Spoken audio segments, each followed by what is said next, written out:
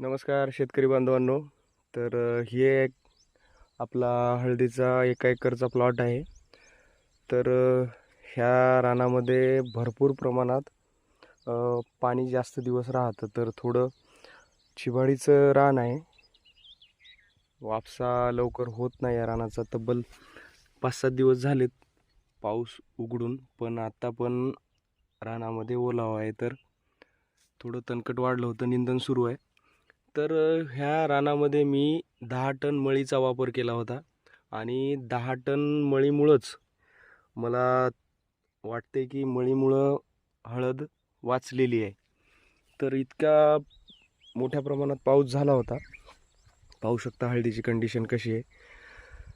मळीचा वापर केला होता, त्यामुळंच चांगल्या प्रकारचं पीक सध्याच्या कंडिशनमध्ये आहे.